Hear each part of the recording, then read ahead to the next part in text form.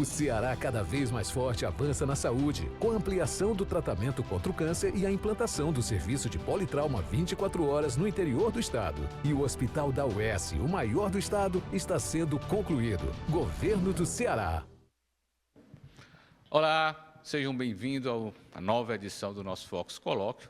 O ex-governador Lúcio Alcântara, governador entre 2003 e 2006, lança um novo livro em que revisita os principais marcos de sua gestão à frente do governo do Ceará.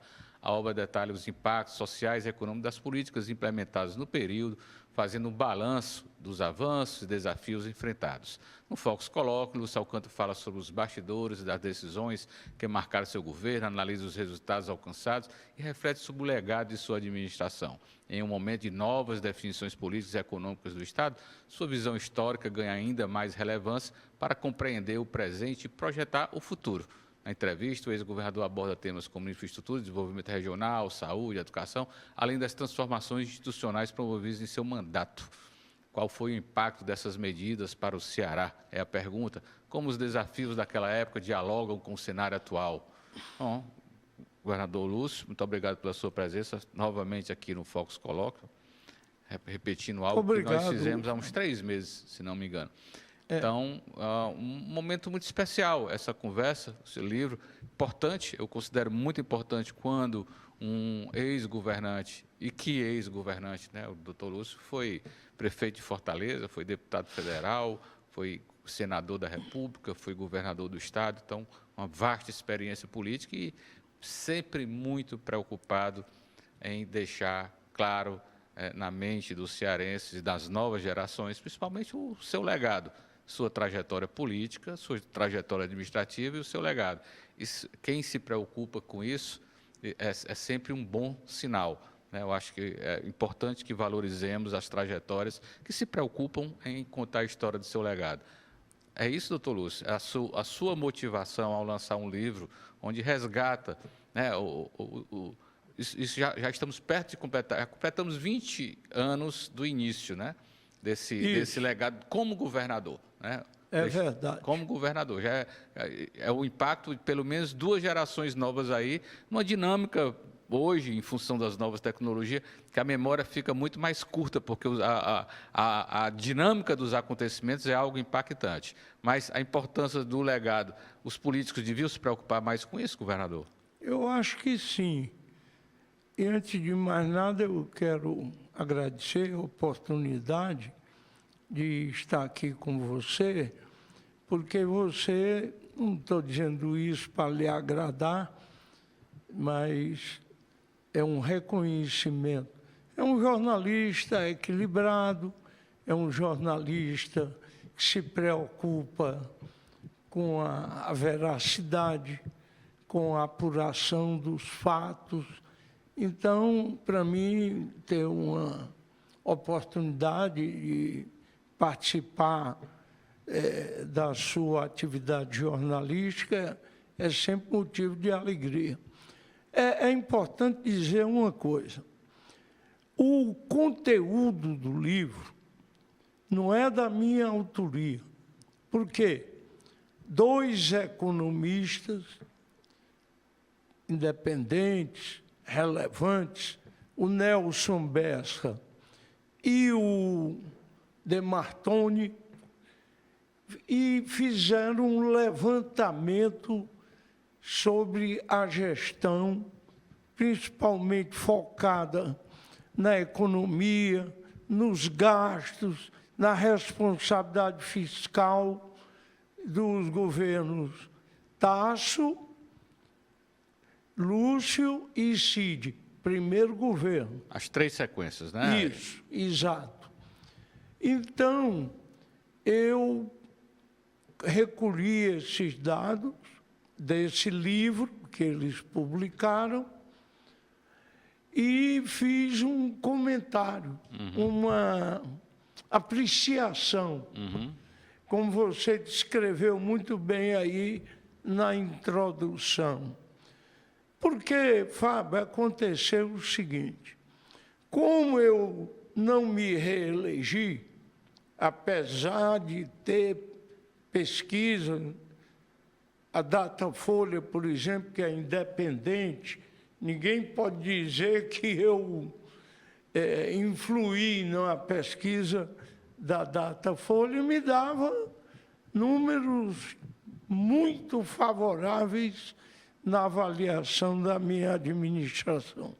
Outros fatores, que não é o caso da gente avaliar aqui, determinaram o meu insucesso eleitoral. E esse insucesso eleitoral se confundiu como se houvesse também um insucesso administrativo, como se a minha gestão não tivesse sido boa. E eu, realmente, você também foi muito feliz aí na introdução, eu sempre me preocupei um tanto com o meu legado. Qual era, o que ia ficar, né? Porque a verdade sempre termina preponderando sobre a narrativa. Sim. Mas leva muito tempo. Leva tempo. Não é? Leva tempo. Até que caia a ficha. Então, eu digo, pelo menos vou deixar escrito, porque são dados incontestáveis. Não é questão de dizer, é porque eu não gosto de fulano, não gosto de cicrano. É uma questão de me prender a fatos. Por exemplo, o que houve comigo naquela ruptura do PSDB, ou da maior liderança, que era o Tasso, na minha reeleição. A minha relação com todos esses atores está pacificada, não estou remoendo nada de, vamos dizer assim, de mágoa, ou querendo ajustar a conta com ninguém. Mas, para a história, os fatos estão aí e que podem ser comprovados com facilidade. Então, o que eu fiz nesse livro foi uma introdução que eu contextualizei algumas coisas. E para conhecimento, para difundir com pessoas como você, que são formadores de opinião, políticos também, e jornalistas mais vinculados à política e à economia.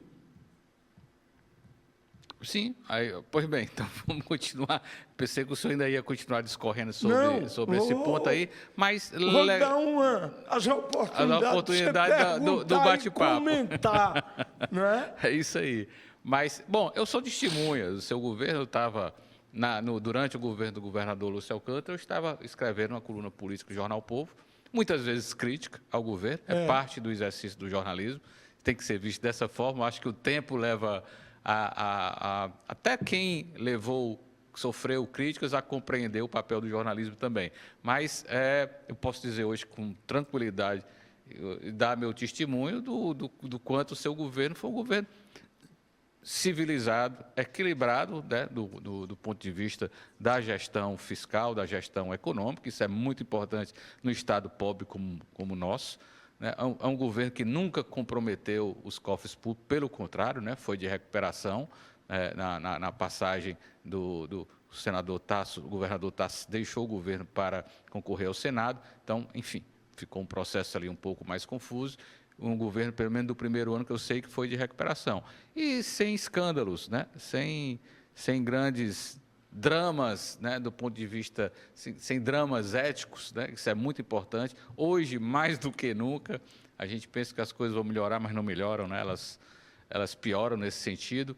E, bom, o meu testemunho é esse, foi um governo eficiente, com resultados, e o governador Lúcio está tratando de deixar vivo esse legado. Eu acho isso muito importante.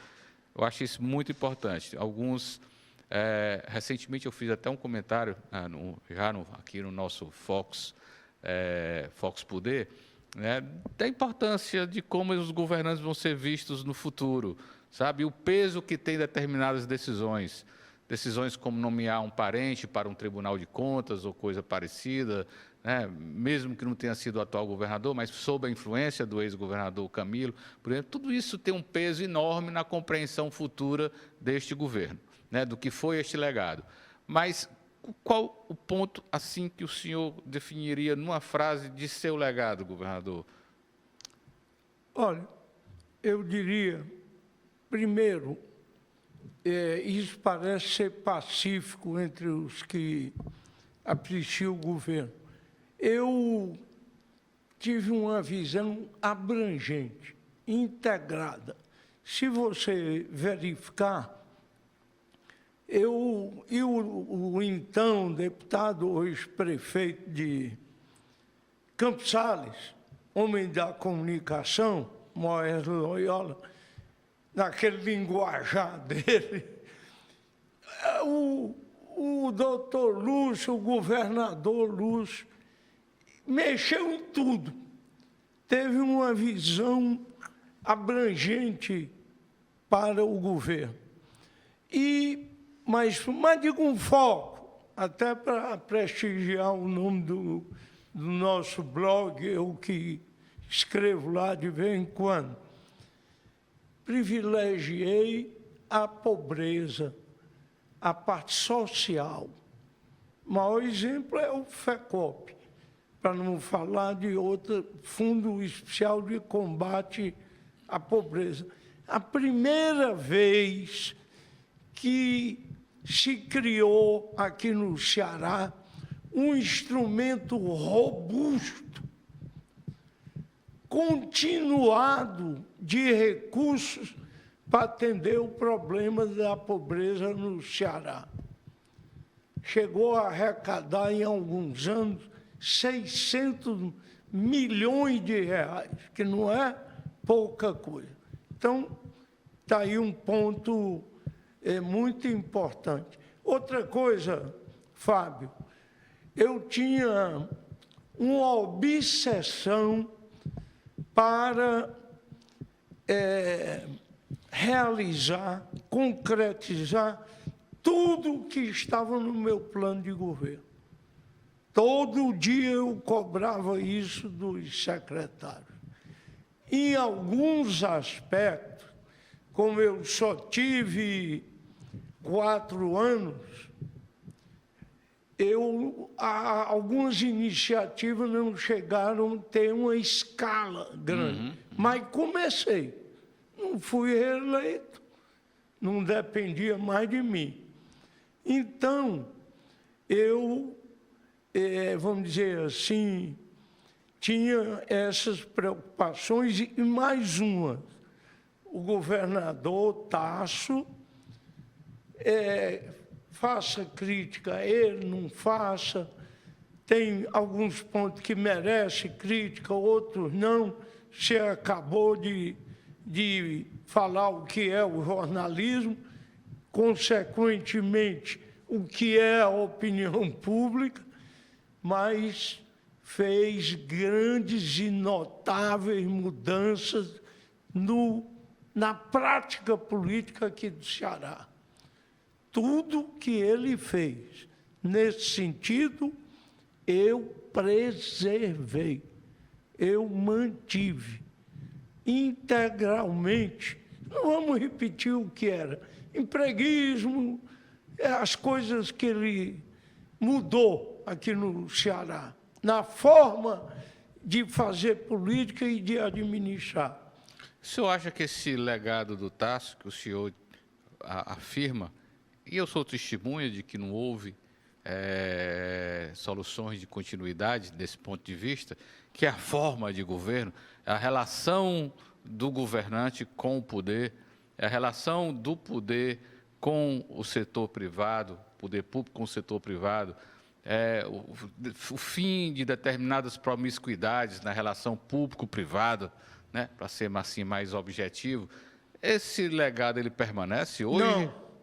Por quê? Infelizmente, não. Como assim não? E quem começou a desmanchar isso foi o meu sucessor. Hoje senador Cid Gomes. O hoje senador Cid Gomes, que foi que ponto? apoiado pelo Tasso. O preguiço, essa promiscuidade que você falou, grandes obras fez, mas quando você examina o cerne do governo, tudo isso aconteceu. Por exemplo, no meu governo, no Tasso e no meu, não tinha emenda de deputado. Deputado vinha, me pedia um determinado benefício, solicitava, não é nem pedir, que ele tem legitimidade para solicitar. Ótimo, é justo, vou atender. Ou executava diretamente, ou fazia um convênio com a prefeitura. Não havia emenda. Outra, eu também tinha assim uma preocupação muito grande com essa imagem do governo. Eu talvez tenha me comunicado mal, mas eu sou um produto de uma formação, de uma vida, né?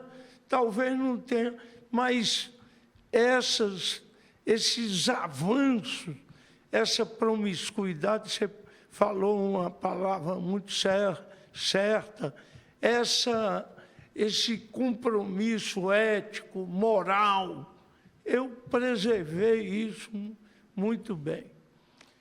E por uma questão de foro íntimo e de ser solidário com as boas práticas que o Tasso instituiu aqui.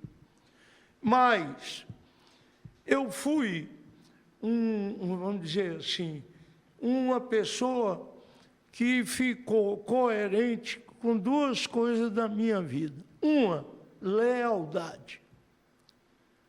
Muita gente que analisa, não é nem crítica, analisa politicamente o meu comportamento político e tal.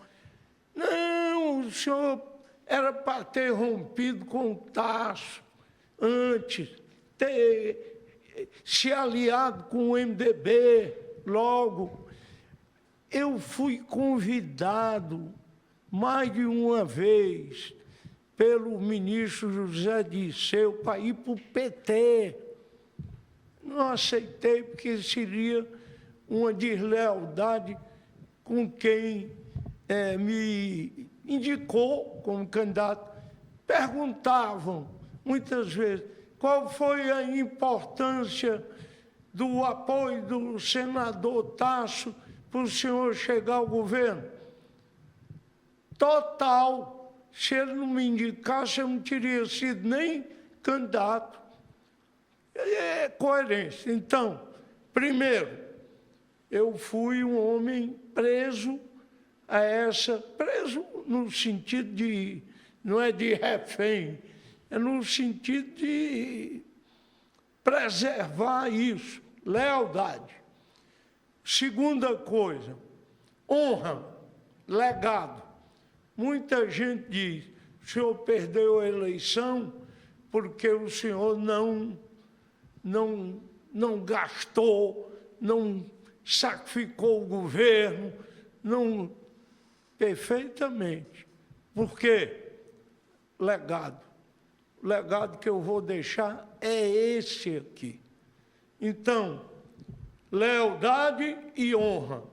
O que o senhor está dizendo, então, é que a luta política, a disputa política, não pode ser justificativa para qualquer coisa. Nem para uma coisa, nem para outra. Você apreendeu muito bem o meu sentido. Agora, olha, só um dado. Pois não. O governador Elmano me convidou, é meu amigo pessoal, porque desde quando eu me envolvi ativamente na campanha dele para prefeito, e me convidou para a inauguração do hospital. Desse fabuloso equipamento, que é aquele hospital, grande e moderno hospital da Universidade Estadual do Ceará. Eu fui, e estava muito confuso, difícil o acesso. Então, eu devo ter caminhado mais de 100 metros no meio da multidão. Multidão mesmo, que queria entrar pelo mesmo portão que eu também teria que entrar. Surpresa para mim. A única coisa que não fizeram foi me carregar nos braços. Mas o governador foi o governador de todo mundo, pedido 1000 para tirar foto, para tudo, que eu quase não chego no portão. É o resultado desse legado que eu construí. Estou colhendo isso. E prazeroso também para o... Não, eu tenho que ser honesto com você. Eu fiquei muito feliz. Faz 17 anos que eu deixei o governo. E não tenho mídia, não tenho protagonismo, né? E ser lembrado assim, inclusive por esse legado. Muita coisa que diziam, esse é honrado. Eu ando na beira-mar muito antes de ser governador, como governador, e depois de ser. Nunca chegou uma pessoa para ser desonesto, ladrão, fez isso, perseguiu fulano, beltrano. E outra coisa que eu pautei muito bem no meu governo, espírito democrático. Atendi no meu governo frequentemente Nelson Martins, que era um crítico ferrenho do governo, Inácio Arruda, Maria Luísa Fontinelli, o que nós falamos há pouco, Zé Guimarães, tudo.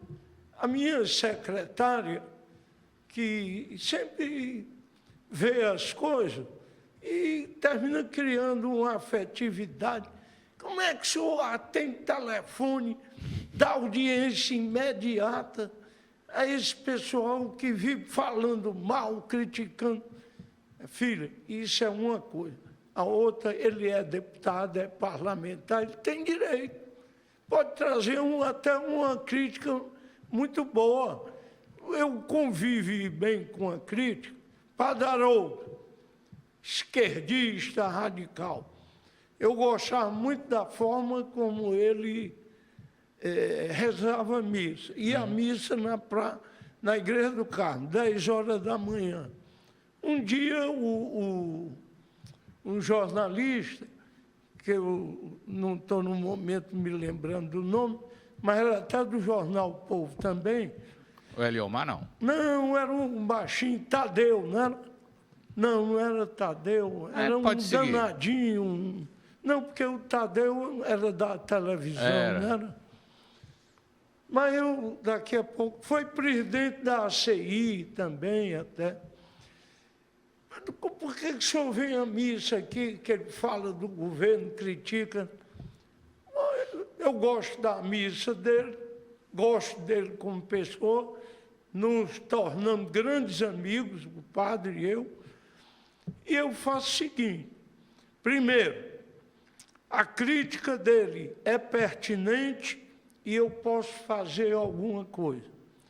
A crítica é pertinente, não posso fazer porque não tenho meios, não tenho condições.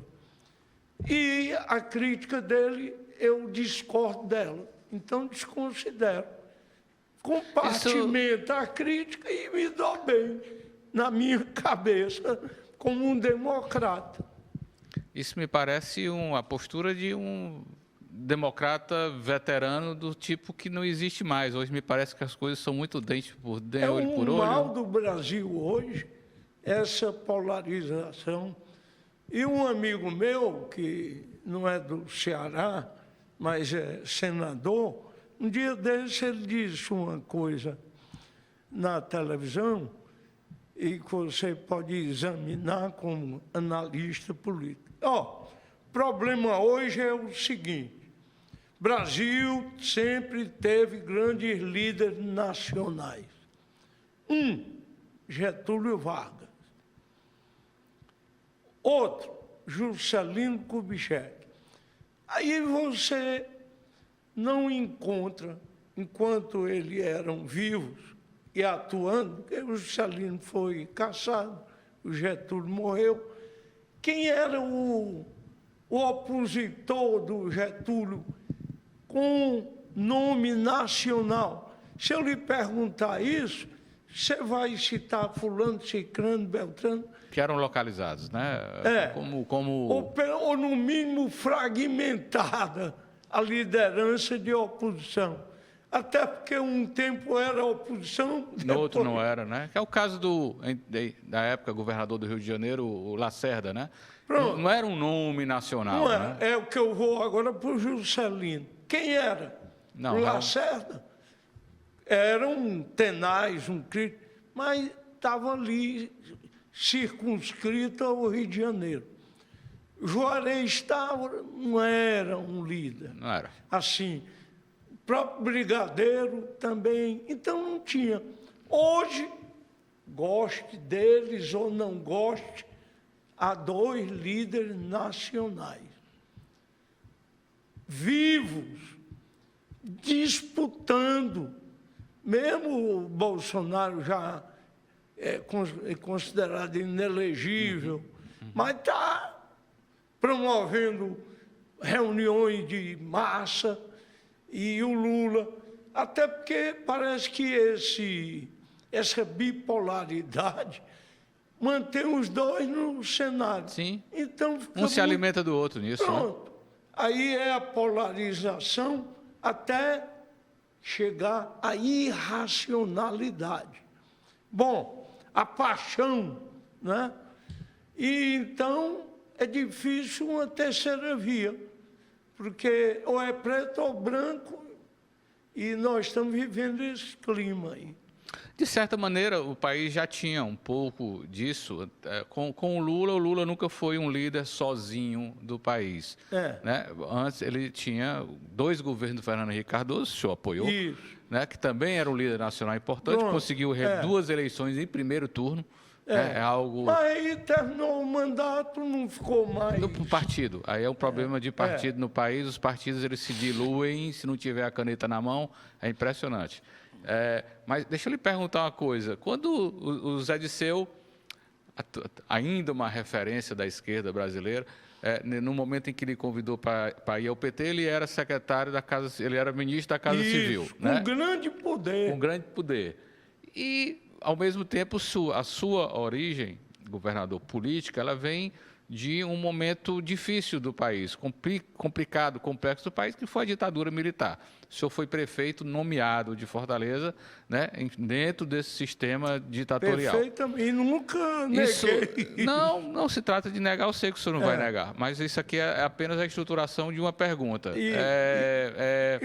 Uma boa pergunta, porque vai me dar a chance. Sim, pois não. Então, a chance já lhe dada. E como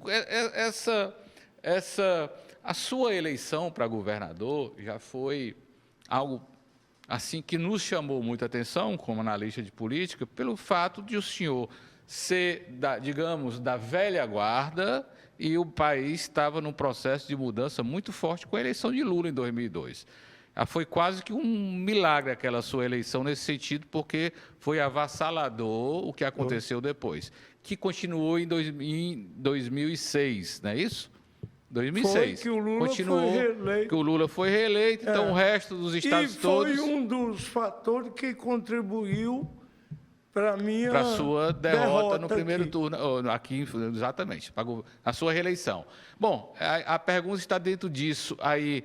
Como é que o senhor avalia esse seu papel como um apoiador de um governo? O senhor fez toda uma fala aqui de um democrata.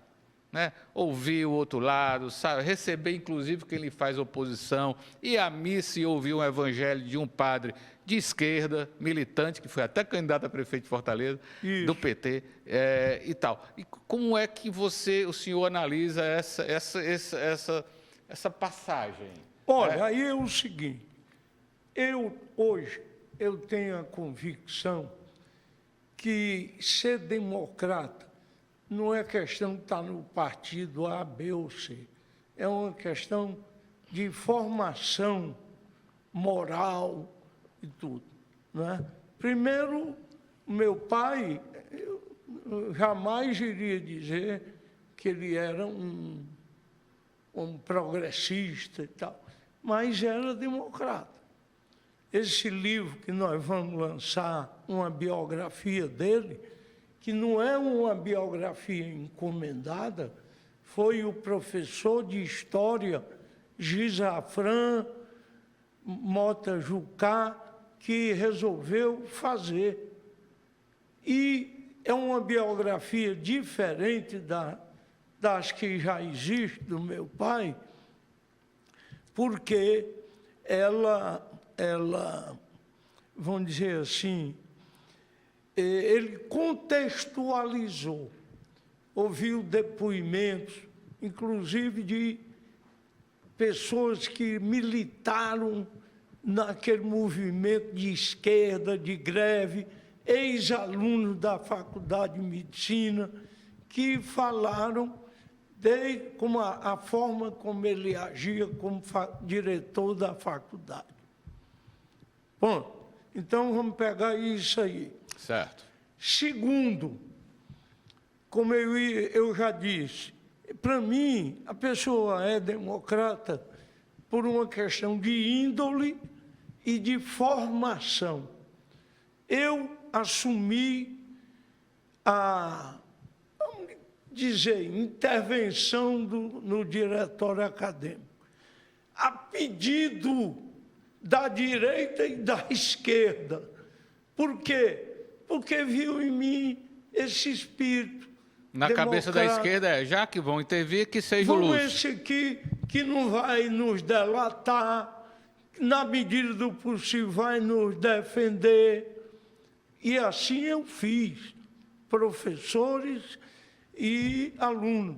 O jornal Povo publicou, acho que na época, na época que você era lá, do jornalista, uma grande entrevista do cientista, médico Joaquim Eduardo de Alencar. Foi perseguido, teve que sair até do país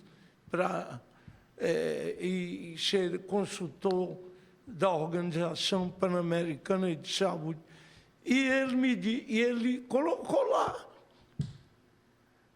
eu devo os militares terem abrandado o que estavam fazendo comigo ao depoimento do Lúcio Alcântara lá.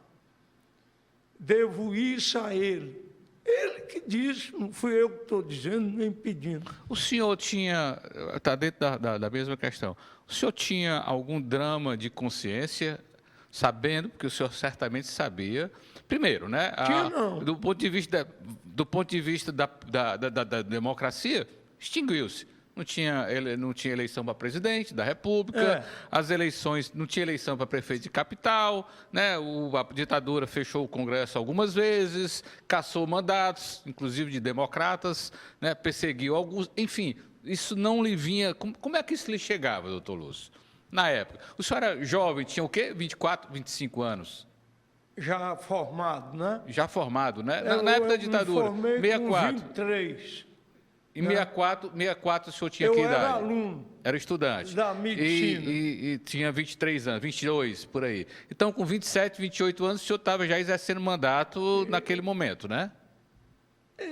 Não. De deputado estadual, chegou a ser, não? Secretário de Estado. Secretário de Estado. Do César Carlos. De saúde, não? Saúde. De saúde. Muito Exatamente, jovem, né? Para ser secretário. Muito jovem. 71. Deixa eu lhe perguntar, então, isso lhe chegava, 71, um ano dificílimo talvez o ano mais sanguinário da ditadura. Isso lhe chegava de alguma forma? Chegava. Aí eu vou lhe confessar uma coisa. Nunca ninguém me tinha feito essa pergunta. Eu acho que eu usava algum instrumento de defesa mental. Eu como que dizia, isso aí não é comigo, eu vou fazer o que eu posso. Criou o SEI, eu respeitava o general Assis, e ele me respeitava também, porque eu não entrava nisso, não. Claro, eu era secretário do governador. Assis Bezerra, no caso, foi secretário de Segurança aqui, né? Não era isso? Não, era do SEI. Serviço Estadual de Informações. E eu vinha as coisas, eu botava ali, ia levando. Quer dizer, eu nunca... É tanto que reviraram... Eu confesso que eu não sabia, estou boquiaberto, não sabia que tinha um Serviço Estadual de Informações. Rapaz, tinha. Dentro da estrutura do governo. E era uma estrutura de espionagem e perseguição, certamente. Era o relato, fulano é isso, é aquilo. Que acabava virando um ambiente ótimo para perseguir inimigo também. Eu ia barrigando, levando e tal. E então, eu era até visto por esses setores mais radicais, meio de banda, né? Porque eu também... Eu não sou um mitingueiro, não sou um palanquista, mas eu, se é que eu posso dizer, me gabo de ser bom em pequenos auditórios e interlocuções pessoais. É tanto que eu digo, um dia desse, isso, olha, se eu voltasse, eu ia ser médico de novo, mas ia ser psiquiatra, porque eu acho que eu sei lidar com esse universo das emoções, dos sentimentos, respeitando o que a pessoa é. Bom, o senhor falou de um profissional que foi perseguido na ditadura, saiu do país, o Alencar. Se o senhor, desde muito jovem, já militava nessa área da cultura, sempre foi um homem de livros, de leitura, e evidentemente que o relacionamento dessa área com os setores que eram perseguidos ou tinham complicações, mais à esquerda, ditos progressistas, estavam muito próximos do senhor. E certamente lhe pediam ajuda em determinados momentos. Olha, fulano está ali complicado e tal, papapá. Então, isso lhe chegava de uma maneira muito forte. Tudo. Chegava. Inclusive de presos políticos, não é? Olha, eu na prefeitura, eu reabilitei Vulpiano Cavalcante. Eu reabilitei... O que é que o senhor chama de reabilitar, no caso? Reintegrar, como servidor público. O salário dele, etc. e tudo. Esse menino, que é muito meu amigo, foi deputado estadual e federal do PCdoB. Inácio Arruda? Não, o outro. Que era professor municipal. Me deu branco agora. O senhor continue falando que eu vou pesquisar aqui para dizer o nome, para ser justo. Pode continuar. O Barros Pinho e tudo, recebia... Se você pegar o meu relato da administração como prefeito, você vai ver... Chico Lopes. Foi deputado estadual federal. Eu agi como um democrata, porque eu criei um Fórum Adolfo Hebster, se reunia uma vez por ano, chamava tudo que era representação de federação de bairros e favela, tudo. Reunia e os órgãos estaduais, federais e municipais para debater um tema. Uma vez foi habitação, urbanismo, outra transporte público. Democraticamente, de tudo, em 2 dias mais de debate. No fim, um relatório com as sugestões. A gente avaliava, executava algumas que a gente podia, e no ano seguinte mostrava, ó, 70%, vamos dizer, do que foi sugerido foi aceito. Criei Conselho do Meio Ambiente, equipamentos de grande porte, o Iguatemi, foi da minha época como prefeito. Tinha um conselho. Não, mas me permite interferir, mas ninguém há dúvida de seu papel como governante abrangente, nesse sentido, não. Para tentar explicar como é que eu fiz essa carreira. E isso se consolidou na Constituinte, e interlocuções que eu fiz como deputado federal e depois como deputado federal constituinte, e depois as emendas que eu apresentei, os votos que eu dei. Então, isso foi um processo, né? Foi vamos dizer, uma trajetória que vem disso que eu chamei índole democrática. Quer dizer...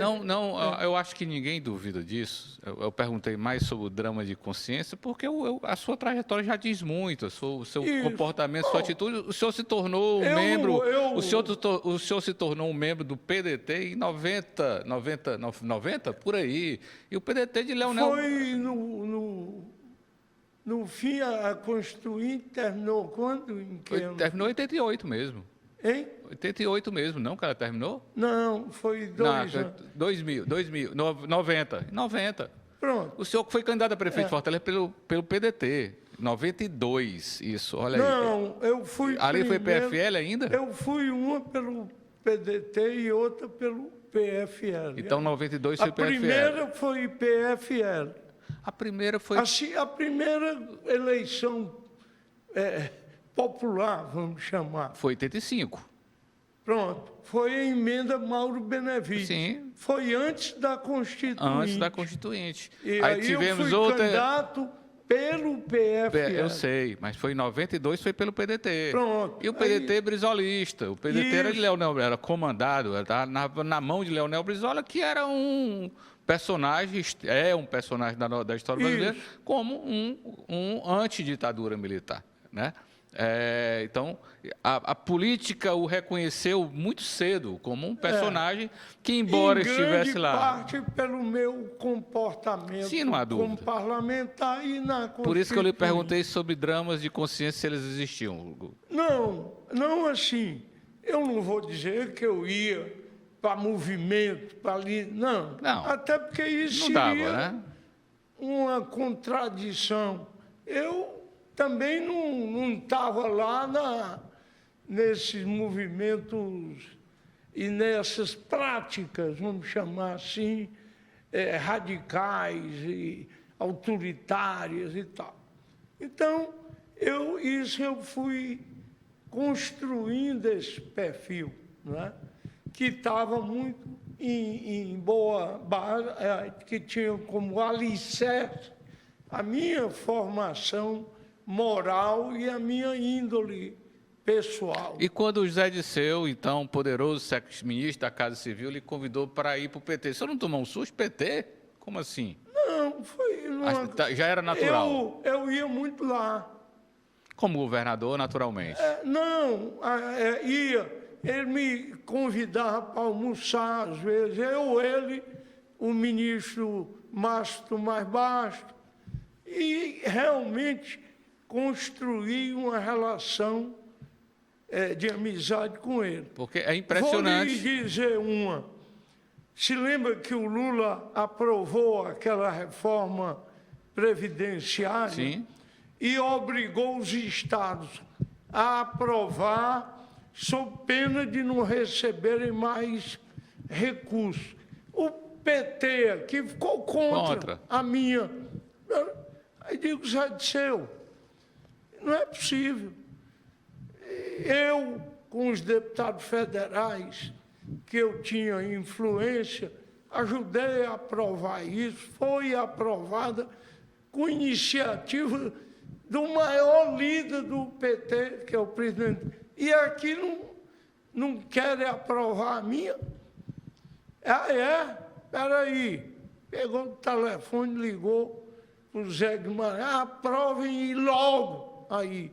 Então, ele era um homem pragmático, um ideólogo.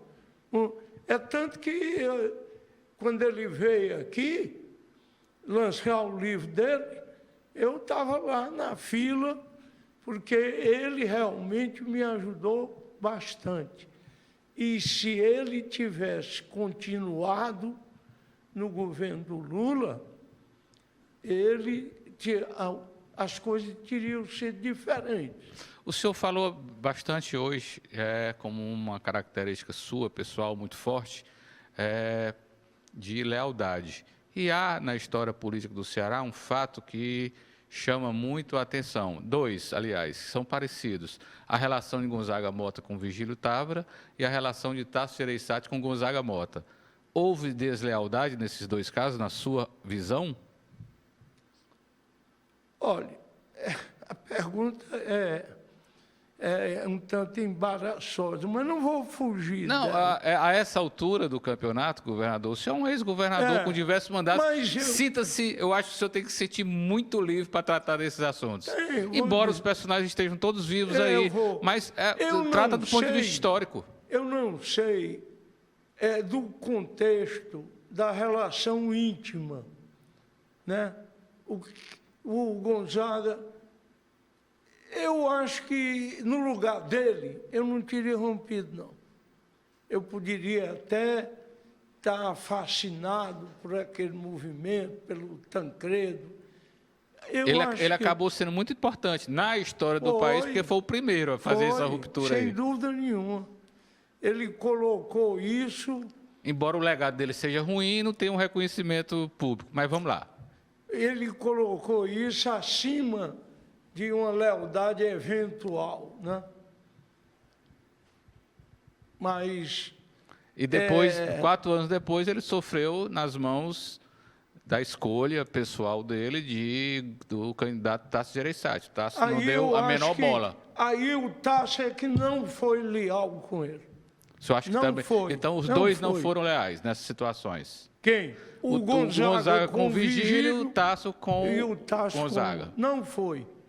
Porque, tudo bem, havia um clima de mudança, o Tasso é um comunicador formidável, ele tinha um apoio empresarial, tinha o apoio do Sarney como presidente da República, mas sem o apoio do governo do Estado, sem o apoio do Gonzaga Mota, talvez ele não tivesse sido eleito. Foi decisivo esse apoio. Então, com todos nós, eu tenho as minhas falhas, o Tasso também tem as dele, e qualquer um de nós tem. Claro que sim. Mas nesse episódio... Ninguém é perfeito, muito menos na política, né? Nesse episódio ele não foi correto. Não Governador, foi leal. Podia até ter críticas íntimas ao comportamento do governador, comportamento administrativo. Eu, por exemplo, sou grato ao Gonzaga Mota pelo apoio que ele me deu no segundo turno, porque eu ganhei por uma margem tão pequena que todo o apoio foi decisivo para eu ganhar. Sem dúvida. Então, sou muito grato a ele. Então, o senhor é grato aos Ferreira Gomes também pelo apoio deles, foi decisivo na sua eleição para governador em 2002. Mas, na reeleição, foram desleais comigo. Por quê? Olha, Fábio, eu sou político, então eu conheço as vulnerabilidades, a mudança de quadros políticos. tivesse me chamado 6 meses antes, 3 meses, o Tasso, Lúcio, você está fazendo um excelente governo, nós estamos satisfeitos, mas as coisas mudaram, nós temos que oxigenar gente jovem e tudo, e vamos botar o Cid, você vai para o Senado. Eu tinha concordado, porque eu nunca fiz grupo, eu nunca fiz caixa, eu administrei. Talvez tenha sido até um erro meu. Eu, político tradicional, filho de político, botei a política um tanto de lado e me concentrei na gestão. Por quê?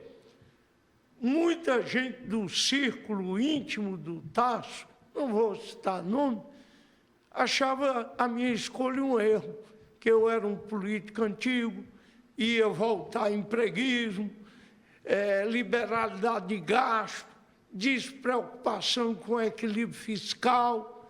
Se surpreenderam, porque eu não fiz nada disso. Mas na última hora, na 25ª hora, um dia antes de eu me afastar, não, tudo bem, você indique um candidato, eu vou apoiar, mas eu fico no governo sem mandato, não nasci governador, vou tocar a minha vida. E assim o fez. Mas depois veio o motivo de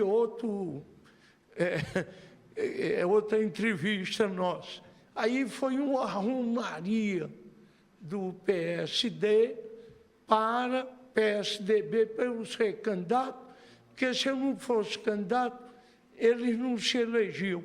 A maior bancada estadual e federal do PSDB foi quando eu fui candidato à reeleição. Contraditório, né? Contraditório. E primeiro eu ia ser candidato a senador humilhado, saindo pela porta dos fundos, não aceitei. A honra, mais uma vez, predominou comigo. E mais, eu não confiava mais neles. Não tinha dinheiro, não fiz caixa, não me preparei para ser candidato. Não, vou ficar. Tá certo. É uma longa trajetória, uma memória vivíssima, a do ex-governador Lúcio, e, portanto, motivo para novas entrevistas. Essa acabou. O governador, inclusive, tem um compromisso, mas teremos outras oportunidades para fazer essas provocações de cunho histórico. Governador, muito obrigado pela sua participação na entrevista. Seus 30 segundos finais. Fábio, eu é que tenho que agradecer, porque você está me dando a oportunidade de ouro para eu construir esse legado, que, como você disse, Então, o senhor ficou feliz lá na multidão que estava procurando acesso ao local da inauguração do hospital. Muito.